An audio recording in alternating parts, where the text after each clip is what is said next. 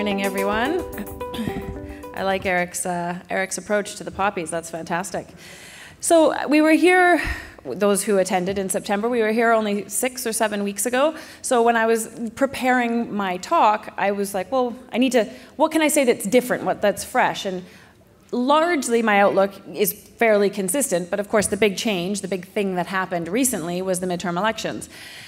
And as much as I don't like to obsess over politics, they do matter. And I think they matter in particular because of trade wars and the impact that those trade wars have had on the metals complex. And so what I want to talk about today is really how I think the midterm elections ended up sort of a Goldilocks outcome, sort of the best of both worlds, and why I think that has set the commodities complex up again for hopefully for the run that we hoped was going to happen earlier, but that got a little bit derailed. So when I say earlier, at the beginning of 2018, we were all very optimistic about these things, right? We were sort of looking ahead at a broad stock market where there was a lot more volatility, so investors were getting had a lot of anxiety. Against that, it seemed to make a lot of sense that commodities were set to outperform, that classic commodities argument where late in an economic expansion, demand for commodities outstrips supply because miners are so slow to build mines. I don't know why that is. And miners were one of the only undervalued sectors out there, so when investors are looking for security, they look for value. Miners would work for that. They look for safe havens. Gold would work for that. That was our outlook at the beginning of the year. And then we had this trade war situation kick off. And we also had the volatility that we were looking at in the markets eased. We did not have a lot of volatility in the broad stock markets of late. And of course, it's difficult for investors to do anything other than invest in that chart, which is the S&P, right? Why would you do anything other than that? That seems like an obvious thing. So that got derailed. And so then the question is, are we back on track? And I think that the outcome of the midterm elections has helped put us back on track, for sure. As I said, trade war anxieties have been a huge downdraft for base metals. Base metals deserve far more credit than they're getting right now. The prices, and I'll get into that a little bit more in a minute here, but the pricing for copper and zinc is illogical. It doesn't make any sense. But that's because these trade wars have been very difficult to quantify. We don't actually know what they're going to be, let alone what the tariffs are actually going to be, let alone what their long-term impacts are, how that's all going to play out. And so out of an abundance of caution, the assumption has been it's going to derail growth, we aren't going to need base metals, and the base metal prices have come off. But that, first of all, probably isn't the case. We would have to lose growth like completely for the base metal markets to be supplied going forward. But in general, the result of the midterm elections should mean that with Democrats in the House, that Trump will be forced to ease off a little bit on his trade war rhetoric, and hopefully it just calms the situation some. And if we can just calm the situation, calm the rhetoric as much as anything, then investors can have a bit more confidence in growth in America. They can have a bit more confidence in growth in China. And Chinese growth is still pretty darn significant. It's all relative, of course, but it's still pretty darn significant. So as long as we can just get back to a situation where we're looking at reality instead of being worried about what might be, then the fundamentals should be the driver. And I think that that's what the midterm elections have hopefully set us up for. So we have the changes that the Republicans have implemented so far in terms of tax cuts and deregulations. Those have been given credit for some of the stock market performance of late. Those can continue, but maybe there won't be more. We end up with this balancing act where hopefully we can end up with this we can return to focus on the fact that things are growing, things are looking good. We can continue to have a stock market that's performing, but against all of that, the nature of the beast is that we're still in the late stages of a long bull market, and therefore the commodities argument still makes sense. So let me just dive into that a little bit more. Calm, but not too calm. So we want everybody to calm down a little on the growth front. We want people to look at something like the GDP slide at the bottom and say, okay, from 2016 to 2018, growth is reliable in America. Sure, there's always quarter-to-quarter variability, there's always factors that crop up, but there's growth.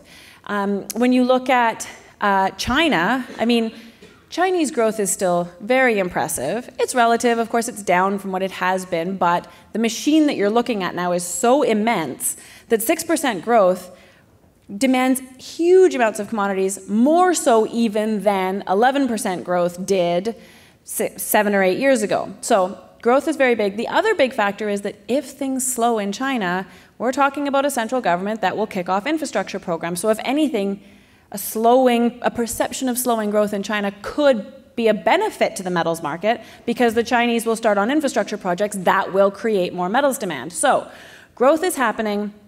There's questions, there's always going to be some questions, but growth is happening. So that's the calm part. The not too calm part is that we don't want people to be complacent because then they don't buy gold, and we want them to buy gold as well. So this is more of this Goldilocks, best of both worlds thing going on. And the not too calm part comes from the markets. We certainly are in a situation where the bull market is slowing. It's not over, it's not dead, but this 10% correction that we just went through, that was because a couple key companies released weak quarterly results amidst just the constant flurry of questions around, are we overvalued? Are we late in the cycle? How are things going to progress from here? And that sparked a 10% correction. Another big factor that I want to point out, the market bounced from that 10% correction pretty quickly and easily, but the stocks that have really been leading this bull market, the FANG stocks, have not really bounced from that correction. Most of them are down 10 to 20%, and that has outsized influence because the FANG stocks have been driving this bull market to a ridiculous degree, and so if the shine comes off of them, that really matters for the big picture of whether this market, whether investors are going to remain confident in this market. Then there's this whole situation with bond yields. I won't get into this in too much detail because, for one, Eric is much better at speaking to such things, but at the end of the day, bond yields have been declining for almost 40 years, and that is now changing. If what's circled down there is what looks like a double bottom, and then bond yields breaking up, they've moved up beyond their 200-day moving average for the first time in 38 years. That's a significant secular change.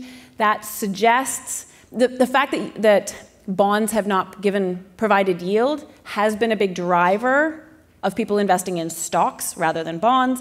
If this changes, this is a secular change, this is significant, this could drive people back into bonds and away from stocks. So these are all reasons to believe that the bull market isn't over, but it's slowing and volatility will return.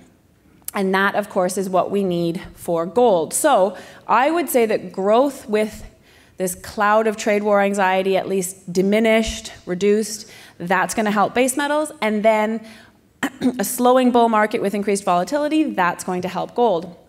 The chart that's here shows the VIX, which is, of course, the fear gauge in the market, and it shows ETFs, gold ETFs, and you can see that as the VIX gained, the gold ETFs gained as well, and more so than they had, the correlation much stronger and sharper than it had been in the last few months. And when I say gold gets safe haven buying when the markets get a little sketchy, sometimes quite often actually of late, I've been met with the question, well, why hasn't gold provided more safe haven buying or attracted more safe haven buying in the last 2 years? And I would say because there's been nothing to shelter yourself from. That bull market has been so strong and so sustained that investors haven't needed a safe haven. So it's not that gold has lost that attraction, it's that that need has been absent. And so as that need becomes more dominant, then gold's ability to fulfill that role will really come through again. And really, for a 9-year bull market to end is very significant, and gold will step into that position. Oh, wow, I got really close to that. Okay, so then the other big factor, of course, when we're talking about metal prices is the US dollar. This is I don't know. All I do know is that inflation is happening. So the two charts here, one is just the inflation rate, which from 2015 to now continues to rise. It's not super aggressive, it has its variability, but it absolutely continues to rise. The other one is a much longer term chart, as it turns, that's just what I could find, but it also shows, it shows wage growth, and wage growth is the canary in the coal mine when it comes to inflation. When people have more money, then they spend more money, and then they demand more money, and this is how inflation happens, and it is also rising quite sharply. So inflation is happening slowly. That helps to erode the dollar. In addition, most countries in the world want a weaker US dollar. The emerging markets challenges that they're facing right now are largely because they have immense US dollar denominated debts, and so they want the dollar to be weaker. So there's lots of pressure for the dollar to go down, starting with inflation and going on from there. How that will play out, how quickly that will play out, I don't know, but I don't think that the US dollar has a huge amount of upside to it. I think sideways and hopefully down is a possibility. And of course, when we look at safe haven buying, when there have been scares in the market of late, predominantly trade war scares, buying has gone to the US dollar. It has been the safe haven that has worked for those moments when you could argue there was safe haven buying. Now, this is a pretty short-term chart, right? This is just this year so far. And so I don't really like to draw conclusions from charts of only that duration, but gold has been gaining, as the red arrow shows, while the US dollar has been flat. Is that going to continue? I hope so. I am optimistic that it is. And I think what it suggests, if anything, is that safe haven buying is already starting to shift to gold from the US dollar, which had been attracting the bits of that safe haven buying that did exist so far this year. Okay, I said earlier that base metals deserve better. They really do. They're getting short shrift out there. The supply-demand outlooks, if you look at the medium term, starting 2 years out, are incredibly bullish for copper and for zinc. And as I said, as long as global growth doesn't derail completely, then those fundamentals are rock solid. We don't have enough copper and we don't have enough zinc. And the world doesn't work without copper and zinc. It just straight up doesn't work. The quote that I added here is, this is from Scotia's mining note this morning. It's strange out there. The market has seen steady economic numbers out of the major global economies. No surprises yesterday from the Federal Reserve decision, and a continued net fall in stockpiles. And yet almost every time the metals try to rally, they stall out and start to fall again. That can't last. You can't have continued reasons for the metals to go and for them to continue falling. I don't know how long this pattern will continue. It's well established right now. But at some point, it's got to change because it's illogical. When we look at copper, stockpiles are way down. Premiums are up, so that's what people are paying to get their hands on metal today. And it's the classic story where we just have a significant dearth of large new projects, and the mines that are in operation generally have falling head grades because they tapped into the best stuff during the bear market, and now they're running out of that good stuff. And of course, electrification, energy infrastructure is a big driver of copper demand growth. It actually represents 75% of growth going forward. And that copper market balance chart, to me, is really significant. The copper market is about a 21 million ton per annum market. This assessment says that starting in not very long, 5 years, 6 years, we're going to be short, on average, 5 million tons a year. So like 25% of the market, or at that point 20% of the market, won't be filled. That you can't not have a quarter of the copper that you need in the world. And so to meet that impossibility, prices have to rise and stay higher. Then there's zinc. So the crazy thing with zinc is that zinc prices, of course, went on a very dramatic run in 2016 and in 2017. And that was because big mines shut down, there weren't new projects, stockpiles had been declining, as that chart shows. And then in 2018, stockpiles started to come up again. A few projects came online, stockpiles started to rise, the market was like, oh, I guess the problem's solved, and prices eased off. They also eased off just because when prices have gone up dramatically in 2 years, they're going to take a moment, right? So there was that as well. So they started to rise. And then you can see on the edge of that chart, where I also stole this from Scotiabank, where Scotia has a rocket ship and people abandoning ship because there's no zinc left, that we're down to like 5 days of supply in the zinc market. It used to be, before we got to this point, people used to say that the magic number was 10 days, that zinc prices would jump as soon as we got to 10 days supply in global stockpiles. Well, we're at half that right now. There's like no zinc out there. There is new supply coming online. The New Century mine is getting going. New Century is processing a pile of tailings. So as a zinc friend said to me recently, it's kind of a good capture of the zinc market when the best we can do to create new supply is reprocess tailings. Like, that's the state of zinc assets out there. There's a real lack of new supply, and that's why that gap still very much opens up in 2 years. So that's sort of the capture. That's what I think, that's what I see going forward now that we've gotten through this big question mark of the midterm elections. And of course, the conclusion is that we should be positioning. And I start this slide with, I know you're all tired of positioning, but because yes, we're tired of positioning. We want to move from positioning onto profit. I get that. I'm with you 100%. But it is what it is, and we're looking ahead at what we're looking ahead at. And so all I can do is say base metals right now are incredibly oversold against strong fundamentals, and clarity on this trade war situation should help to reverse that situation. The bull market is still going, but risks are rising. I think that FANG stock situation is pretty significant there. Inflation is happening. The rest of the world wants a weaker US dollar. Hard to know exactly how the US dollar is going to play into this, but I think that those points matter.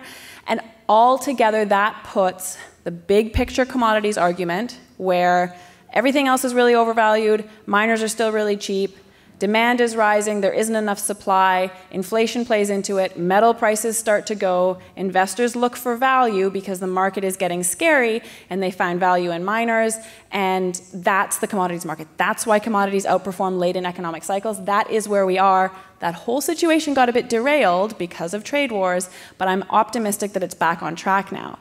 And I would say, even though we're all tired of positioning, expectation of these better days ahead has remained pretty persistent in the sector. So gold has done fairly well this year, actually. It has rebounded this fall to a nice degree after a weak summer. And in the sector, you can see that money is being laid down. Good companies can finance, and they can make progress. Patient management teams are still coming out with new projects and new ideas, and they're able to advance those ideas. There are generalist funds that are putting money into the sector. It does exist. There's enough of a swell of momentum here to support these ideas and these good assets. And so everybody continues this positioning. I know we're tired of it, but it's ongoing, and hopefully we're late in that stage of opportunity. And just as a last note, uranium is up 45% in the last 6 months. That's because majors are buying out the spot market. That's a whole talk in and of itself, but I think that there's a lot of opportunity in uranium as well. And that collectively means, I mean, there's opportunity in vanadium, and there's opportunity in multiple metals, and multi-metal markets are always the best. You can make money when gold goes on a run, but the opportunities are limited if you don't also have the base metal complex going. But then if you can add uranium to that, and if you can add energy metals to that, and they can all get going, that's got the kind of significance to attract more and more money into the sector. And our sector is so tiny compared to the market as a whole that it only takes a small percentage of funds to move from the big S&P or whatever, the NASDAQ, whatever it might be, into our little sector to make a huge impact on prices. And I do think that we're reset up for that opportunity now. This is how I always finish, just arguing that if you are interested in that outlook, if you do agree that there's a good setup here for commodities to outperform late in the cycle, you need to make sure you are careful with how you position. It takes a lot of time. You need to know a lot of people, especially if you play in the higher risk end of the spectrum. It takes a lot of time and energy to do all that, and that's what I do. And I have 3 different products where I try and provide my insight to my subscribers. There's a generalist letter that's monthly that is for those who have less knowledge about metals but are really interested in the cycle. There's my flagship letter that's weekly, that's about a lot of high risk, high return, hopefully, opportunities and more technical information. And then there's a premium service for those who are interested in participating in financings. And that is all I have to say, and I finished with 32 seconds to go, just to pat myself on the back. So that's all from me, but I